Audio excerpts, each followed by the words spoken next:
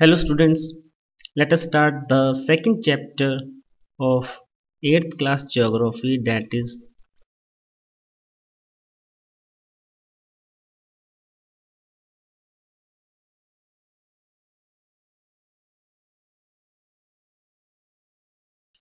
land, soil, water, natural vegetation and wildlife. In 8th class, the main topic which we are doing is resources.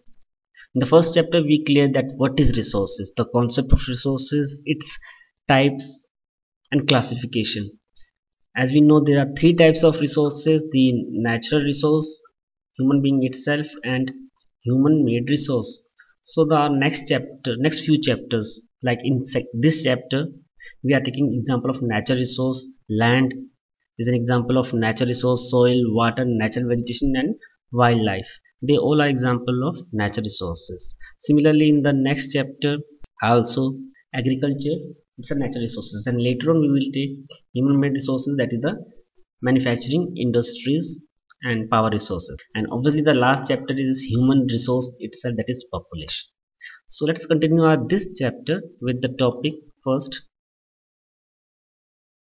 land. Land resources.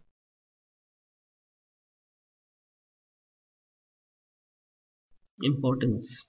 The importance of land resources is that 95% of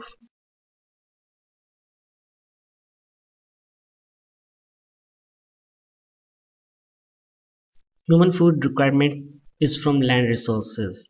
Though land is only one third part of the earth's surface and the rest two third part is water, even then our maximum food requirements is complete by this land resource. So that is why it is very important for us. The next thing is that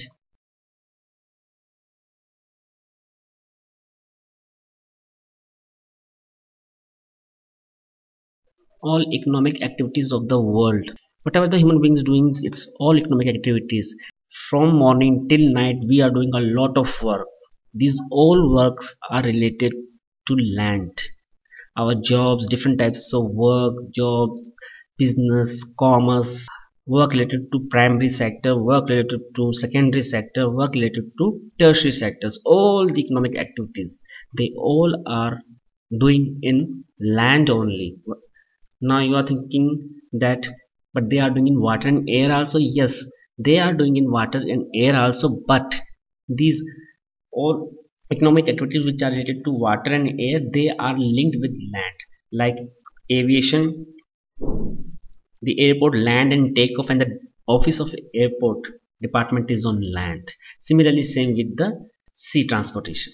And as I said, not only the food requirements, our other requirements also: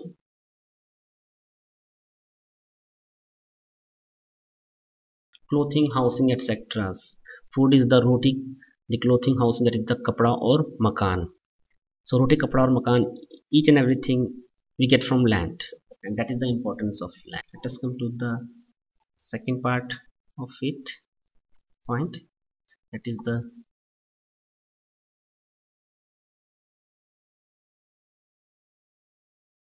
distribution of land.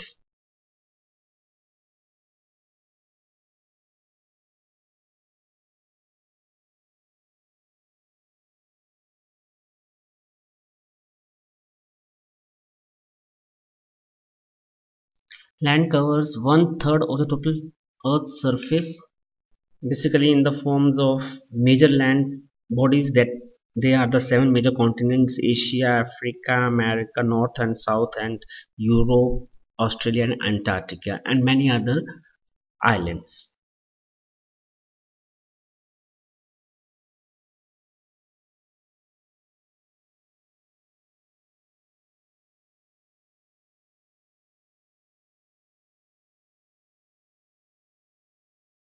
90% of world population occupies only 30% of the land area, in which the main areas are the Southeast Asia, South Asia and East Asia. Rest are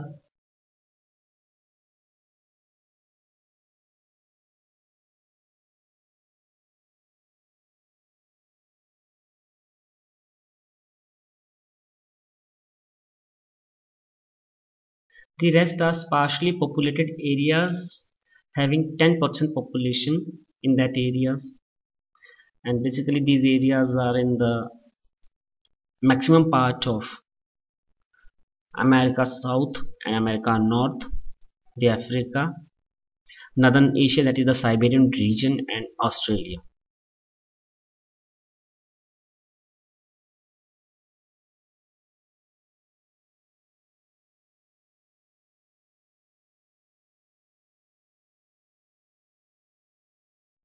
Antarctica is the only uninhabited region of the world where only few species are found, especially of penguins, and some bird species are found there.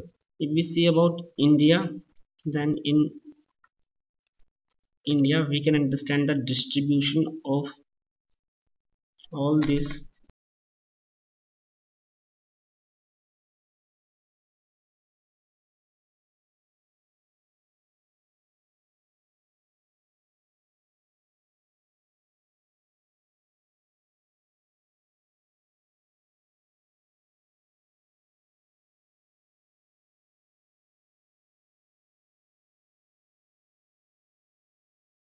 We can understand about India through this that 30% part of India is mountain covered area, while 27% part of India is a plateau covered region, and 43% part of India is covered with a plain. This is a distribution of population of India. To understand about the world distribution of population, let us try to understand world distribution also.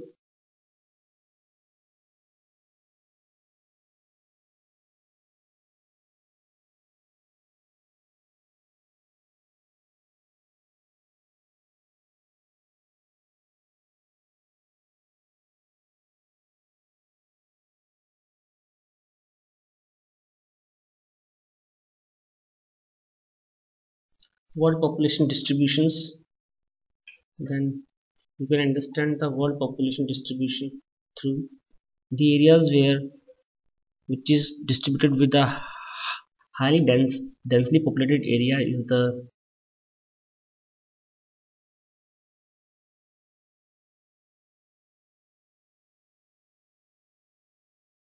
that is the South Asia, Southeast Asia, this one, and here the East Asian part of the world is highly densely populated area.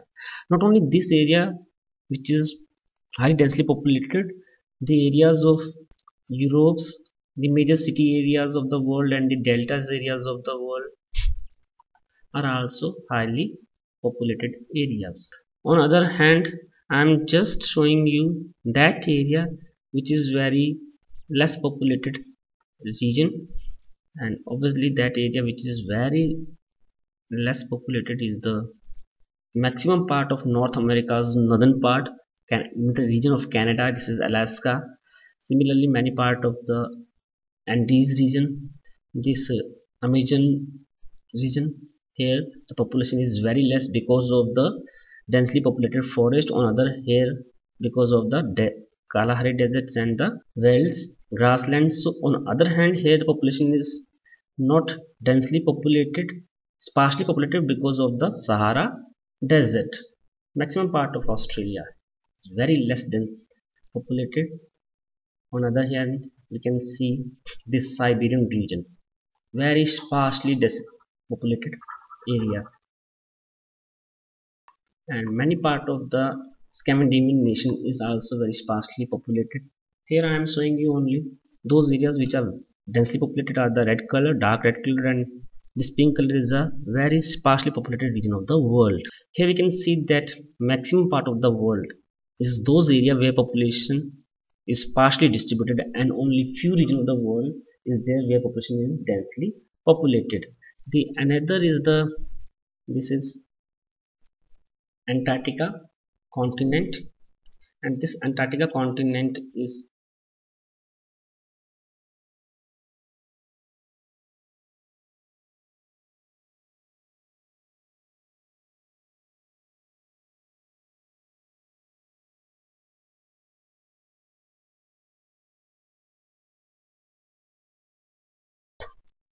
very maximum part of this area.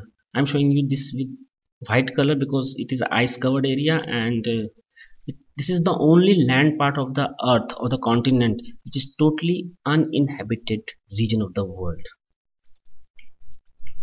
In land part, let us go to the next point, which is, and the next part is the land use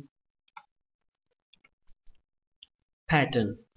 We have a lot of land there, but how we are using this land, means the land is using for which purpose, that is known as land use pattern.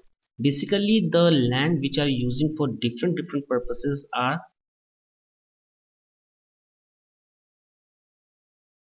forest, means the land which is forest covered.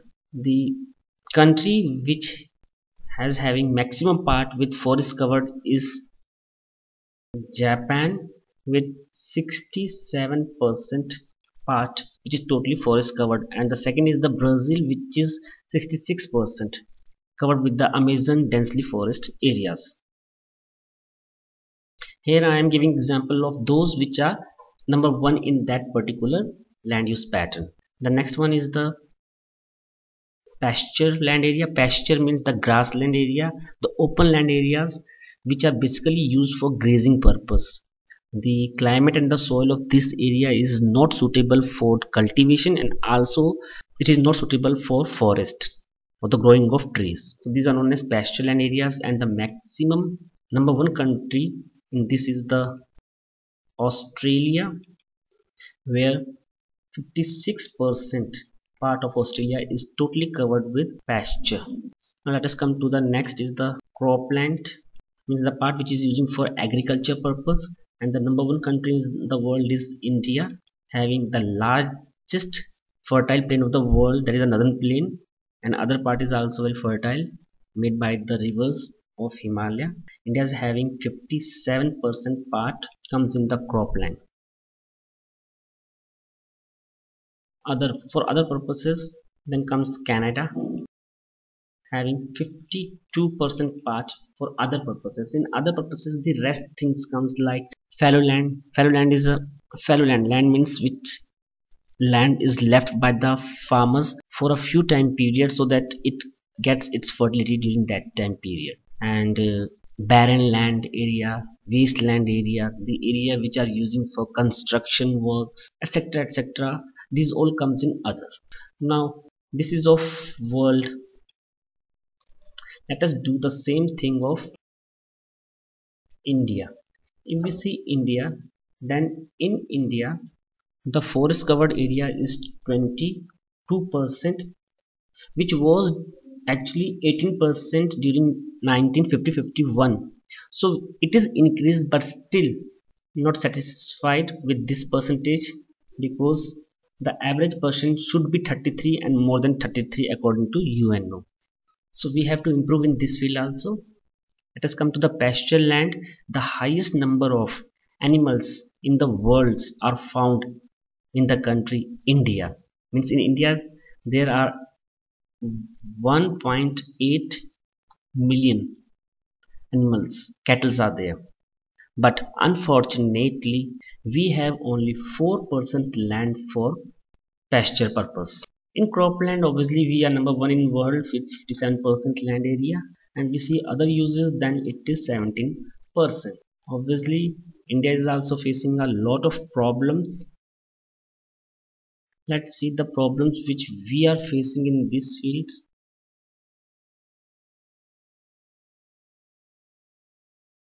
Land degradation is the major problem in India. The land is degraded basically by the eroded activities by wind and water, and because of many other industrial purposes also. Landslides is also a major problem, especially in the Himalayan region of India and the northeastern part of India. This is the major problem in India. Soil erosion. Because of this soil erosion, the maximum part which comes in cropland, other, they now become a part of wasteland and barren land. So it is also a major problem. Desertification is also a problem. What is the desertification? Means like this is a desert part, Thar desert, and because of the wind, if desert flow in this direction, it increases areas is known as desertification. So this is also a major problem. If we see world part, then only this one part of the Africa was a Sahara desert, but now whole this part become a part of Sahara desert just because of the desertification of Sahara desert. So these are major problems in every topic, every chapters. In the last, we will do the topic is conservation. Conservation means to save the thing is right, but we have to use a thing but in a proper manner so that we can conserve it for future also. That is a conservation. So if we come to the conservation, then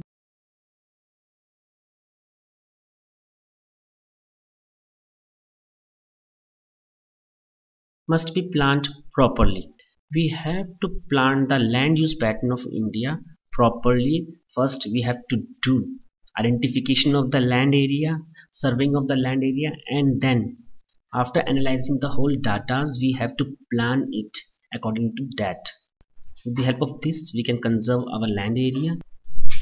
Basically, in this, the points which are problems, just opposite of problems comes in here. Conservation, like the opposite of the desertification. Sorry, desertification, not it's deforestation.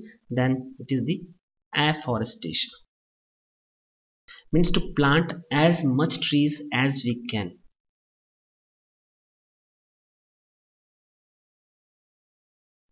Land reclamation. In land reclamation means to claim on a land which was not actually a land, but we claim on that part. If we see India, then there were only 7 islands here, but we put the soil of Western Ghat on it, and this is how this region become a land part, and now it is known as Mumbai. Means we reclaim on that land part and made a new land. Similarly, the same thing we see in Europe, where the country Netherlands, in Netherlands, the maximum in Netherlands, more than 30% part of Netherlands was under the sea, but that land is reclaimed by the people of Netherlands, and now it is a land part, not that is known as land reclamation.